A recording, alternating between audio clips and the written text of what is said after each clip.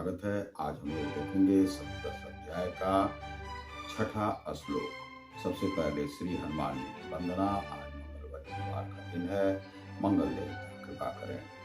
श्री गुरु चरण सरोज रज मन मुकुर सुधार वर्णो रघुवर विमल जसु जोदायक फलचार बुद्धिहीन तनु जान के सुमिरो पवन कुमार बल बुद्धि विद्या देहु मोहि हरहु कलेश विकार वक्रतुंड महाकाय सूर्यकोटि समप्रभा निर्विघ्नं कुरु मे सर्व कार्येषु सर्वदा। ओम जयंती जय मंगला काली भद्रकाली कपालिनी दुर्गा क्षमा सुधा लक्ष्मी नमस्ते।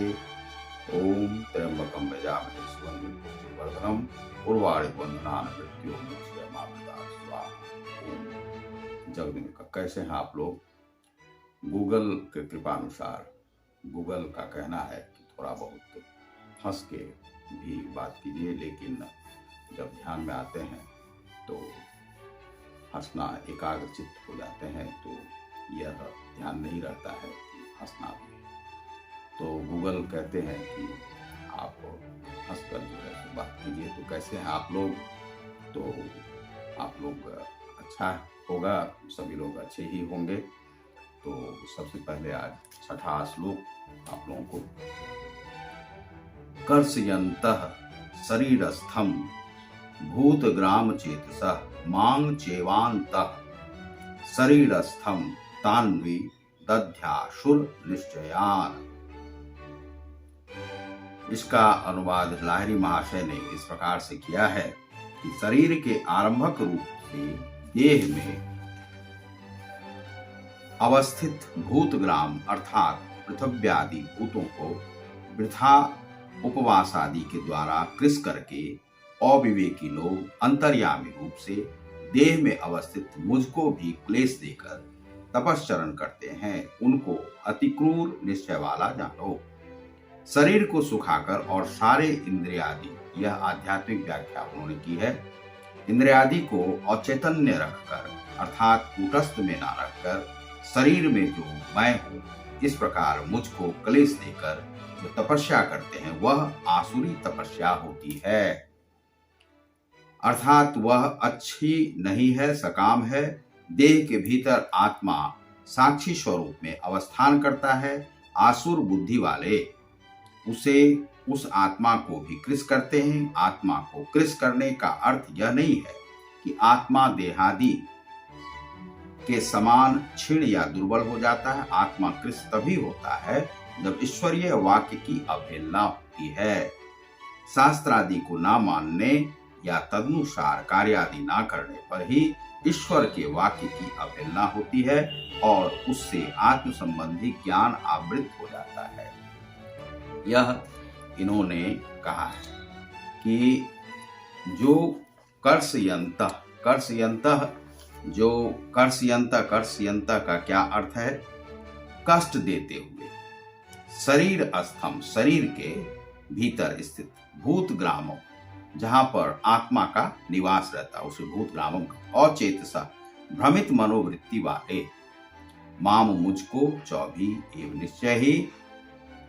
शरीर स्थम, शरीर में स्थित, तान, उनको विद्धि जानो, आशु निश्चया। तो यहाँ पर जो मूर्ख हैं यह हठ योग पर ही बताया गया है। लाहिरी महाशय ने भी कहा है कि कुछ लोग क्या करते हैं कि पूजा को इस प्रकार से समझते हैं कि हठ योग की क्रिया समझते हैं। वे उपवास आदि करके अपने शरीर को तो कष्ट देते ही हैं और शरीर में रहने वाले जो परमात्म तत्व है, आत्मा का निवास है, उसे भी कष्ट देते हैं हठ योग के माध्यम से। कि और हठ योग क्यों करते हैं? कि यह हमें चाहिए। तंत्र क्यों करते हैं? कि यह हमें चाहिए तो दो, अन्यथा इसमें क्या करते हैं कि भैरव को भी लाते हैं, भैरव, और वे तंत्र के माध्यम से उसे मदिरा पान करा के कि यह हमने आपको खुश किया और आप अब हमें यह दान दें, यह दें, यह हमें चाहिए। आपने इसमें सबसे बड़ा उदाहरण देखा है हिरण्यकश्यपु महाराज को। हिरण्यकश्यपु और प्रहलाद, एक ही घर में दो व्यक्ति हैं। हिरण्यकश्यपु का आध्यात्म देख लीजिए और प्रहलाद का आध्यात्म देख लीजिए, वे दोनों कैसे हैं। आकाश पाताल का अंतर है। आप जब देखेंगे तो आपको पता चलेगा कि हिरण्यकश्यपु का स्वभाव कैसा है और प्रहलाद का स्वभाव कैसा है। प्रहलाद कहाँ सात्विक व्यक्ति है, सतोगुणी है, सतो गुण उसमें विराजमान है, सतो भक्ति उसमें विराजमान है। लेकिन जो हिरण्यकश्यपु है, हिरण्यकश्यपु में तमोगुण विराजमान है। वह आध्यात्म में जो प्राप्त किया है, वह अपनी तपस्या किया, हठ योग से उसने बहुत साधन किया। साधन करने के बाद जो उसे ज्ञान मिला, वह ज्ञान को भी अज्ञान में बदल दिया।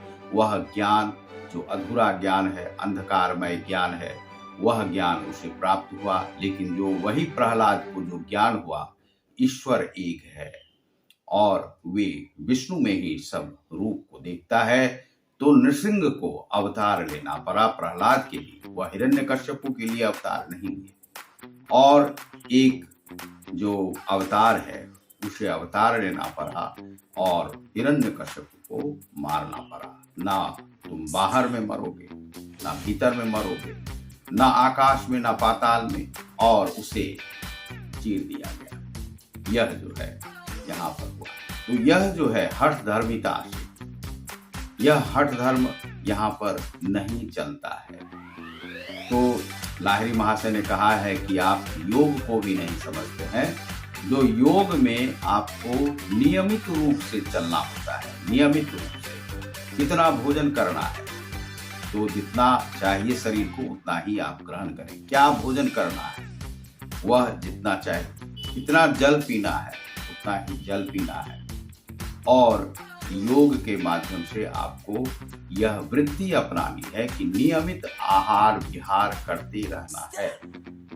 शरीर में जो 3 होते हैं, वाक पित्त कफ, ये पित्त यही नियमित करते हैं। और इसे आप जब तक आप नियमित नहीं करेंगे वात पित्त कफ को, तब तक आपका योग नहीं चल सकता है, साधन नहीं चल सकता है, तब तक आपका जो पूजन है वह नहीं चल सकता है। तो शरीर को भी आपको नियमित रूप से स्वस्थ रखना होगा, तभी आप जो है सो एक क्रिया योगी बन सकेंगे। तो लाहिरी महाशय ने या प्रभुपाद महाशय ने या कृष्ण महाशय ने यह कहा है कि उपवास आदि से आप ऐसा नहीं करें। अपने शरीर को जो कुटस्थ में रहने वाला जो प्राण है उसे आप कष्ट नहीं दें, दुख नहीं दें, और सहज समाधि ही बने।